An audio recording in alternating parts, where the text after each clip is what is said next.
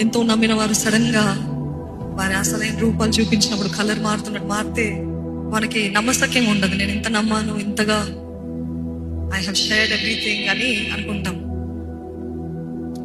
మనుషులనగా నమ్మదగని వారండి. ఎవరండి? నమ్మదగని వారు. దేవుడు నమ్మదగినవాడు. ఆమెన్. ఈ లోకపు మనుషుల పైన ఆధారపడినప్పుడెల్లా మనము వీఆర్ ప్రోన్ టు డిసప్పాయింట్మెంట్. కానీ దేవుడి పైన ఒకవేళ మనుషులు మిమ్మల్ని తృణీకరిస్తున్నారు. మనుషులు పొద్దున అడిగాను, చాలా మంది వర్కింగ్ కొలీగ్స్ దగ్గర నుండే ఎన్నో బాధలు వస్తుంటాయి కదా. కించపరిచే మాటలు, తొక్కేసే మాటలు, లేకపోతే నేరారోపణ చేసే మాటలు, లేకపోతే నువ్వు వేస్తున్నట్టు చూపించే వారి ప్రవర్తన, అవన్నీ చూసినప్పుడు నిజంగా నేను పనికిరాని వాడినా, పనికిరాని దాన్నా అన్నట్టు సందేహాలు వస్తాయి.